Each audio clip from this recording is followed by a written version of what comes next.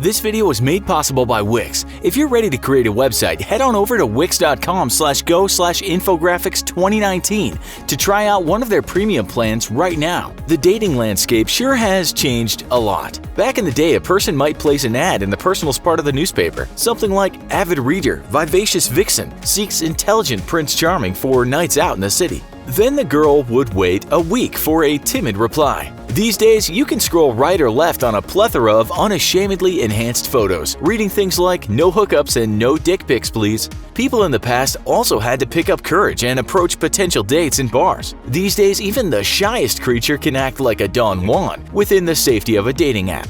Now we have fewer terrible chat-up lines delivered in smoky enclosures and more short messages sent to a server somewhere. Does this mean more dating success? First of all, what is Generation X? Mostly when we're talking about this generation, we mean people born sometime in the 60s until the early 80s. So while Gen X might still be in the dating game, they will likely have also been dating well before dating apps and dating websites were a thing. This is the generation that is sometimes called the MTV generation. Kids that grew up with late punk, grunge music, hip-hop with an attitude, in Britain's the rave era and Britpop. Kids who cried to E.T., thought Pac-Man was groundbreaking tech, and who watched on as the Berlin Wall came tumbling down. Meanwhile, Millennials, sometimes called Generation Y, are the people born anywhere from the mid-80s until the early 2000s. These are the children who grew up with dubstep, witch house, neopunk, and a version of hip-hop with more bling. They watched reality TV, and many were impressed by video games with incredible stories and graphics that made gameplay almost real. They had wars on terror, a financial crisis, and they became the first generation to experience as children a hyper-connection due to an explosion of new technologies. You get the picture. It's these hyper-connections that have made dating for millennials much different than it was for Generation X when they first developed into mature human beings. Dating might be easier these days, but that doesn't equate to more people tying the knot, at least in the USA. Pew Research tells us that over the last quarter of a century, fewer people have been getting married. The number of folks getting hitched is a bit less than it was a decade ago, but it seems Millennials and Generation X are quite similar in terms of numbers getting married. But quite surprisingly, with the ease of dating, it seems more Americans are now single. The Christian Science Monitor tells us that the number of Americans in relationships has been going down since the 50s. Even though Generation X has dated less and stayed single longer than those before them, Millennials right now are even more likely to be single. That report said in terms of marriages, not just dating, 78% of households in America in the 50s were home to married couples. In 2011, it was 48%. In 2014, it said that 50.2% of the American population over the age of 16 was single, even with dating apps. Back in 1976, admittedly a bit early for Generation X, 37.4% of Americans over the age of 16 were single. What the article told us is that Americans are just dating less, either choosing to remain single or they just can't get a date.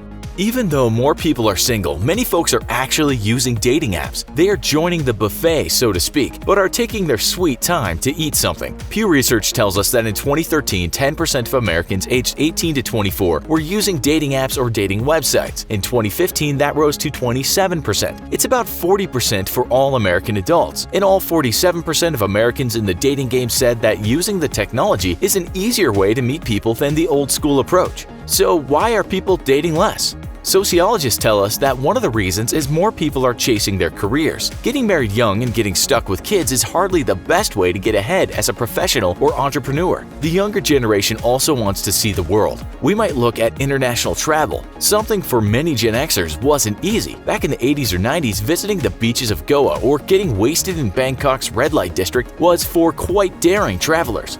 These days, travel has been made easy, and it's almost a rite of passage to get away to a distant land. Perhaps Millennials are not getting married so quickly so they can fulfill their traveling dreams. Saying that, in 2017, Forbes wrote that Millennials were globetrotting more than Gen X. But the article was about how married Millennials are traveling more. That article also said Millennials are doing more trips to exotic places for bragging rights, as these days the photo album is shared with everyone.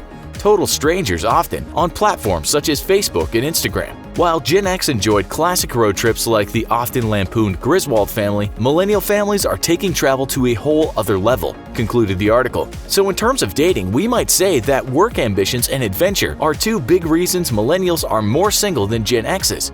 That's just one reason for more single people. Millennials, if they so choose, can literally look at hundreds of dating profiles in a matter of hours. One dating therapist said it's a very American idea that choice is freedom and freedom is choice, but it can really cripple you if you have too much choice. Others have called this a paradox of choice, the irony being that in front of you have a myriad options, but because you have so many, you get nothing. Back to the restaurant analogy, Gen X's went to a place that had 6 things on the menu, and they were happy about that. Millennials, on the other hand, go to a restaurant that has 2,785 items on the menu. It takes so long to read the damn thing that they leave the place with an empty stomach. And anyway, there's another spot uptown that has another menu with more treats, so you think you'll wait it out and try that place next. The privilege of choice causes ridiculous high expectations, writes a critic for Thought Catalog.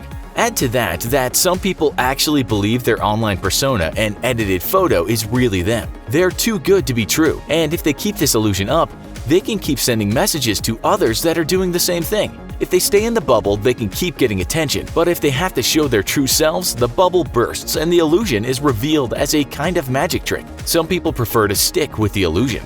On the other hand, we're also told that the hookup culture is thriving. Another report says that millennials are having a lot of one-night stands compared to Gen X, but not actually dating. For some people, that picture they sent to a stranger of their phallus was met not with consternation but gratitude. Then they get it on, and that's that, the end. No flowers, no meeting the parents, no walks in the park, just a single night of sweaty carnality. Some writers have said that we're almost living in a post-dating world.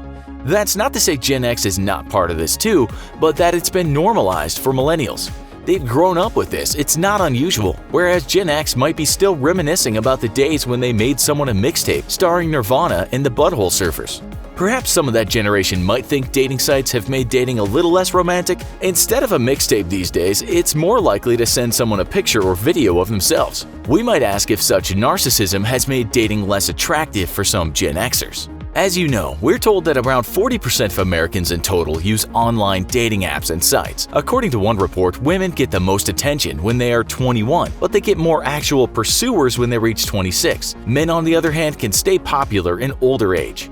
When both males and females are 48, men have twice as many online pursuers as women. According to that same report, most women were using the tech to find relationships, not just a hookup. In another article by Esquire, it was written that 50% of all users don't want anything. They just use the app because they're bored. Most of those were women. Psychology Today tells us that there is more trouble with online dating. In a study, it cited more than 50% of people admitted to lying in their dating profile. Women often used younger photos of themselves, while men lied about what they did for a living. In terms of dating, we can see that this might preclude people from actually meeting. Hi, my name is Janice, and that photo you liked was me 14 years ago, edited in beauty mode. Nice to meet you, I'm John, and I'm an unemployed raging alcoholic, not a fitness freak working in the valley.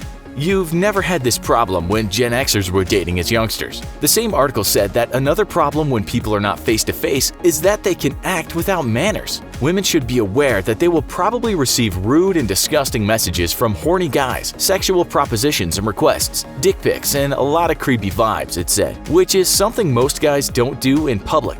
Another thing the article pointed out is that even when people do date that met online, the relationships on average don't last as long as people that met offline. Let's face it, when you fall for someone in real life, you see their many traits. You fall for their aura. That's something special that you can't explain. On the other hand, it may take 3 dates to realize the online person you fell for is not attractive to you at all. You fell for a creation, and when you met, you deluded yourself that this creation was real. It was merely her fiction and your fantasy, and vice versa. Nonetheless, online dating is booming. As of 2017, 8.2 million people in the US were using Tinder, 6.7 million were using Plenty of Fish, 5.1 million were on Match, and 5.1 million were on OkCupid. But how do they work? There are many articles that say using a dating app doesn't mean you'll be dating more than generations that didn't use them. On the whole, dating apps get more criticism than plaudits. Dating today can be hard, and if you think a potential date isn't going to be Googling you, think again. Luckily, Wix has your back. With their fully customizable templates, you can have a great-looking personal website that will wow any potential admirers, and their robust design tools let you get as creative as you want. But if you're pressed for time, or maybe design just isn't your thing, their powerful ADI feature can whip up a fantastic-looking site in seconds just by having you answer a few simple questions. Get ready to turn some heads and try out Wix today by visiting the link in the description or going to wix.com/go/infographics2019. What do you think? Are dating apps and sites an improvement to how we date? Would you prefer to go back in time and date as a young Gen Xer might date? Also, be sure to check out our other show, Millennials vs. Generation Z. How do they compare and what's the difference? Thanks for watching, and as always, don't forget to like, share, and subscribe. We'll see you next time.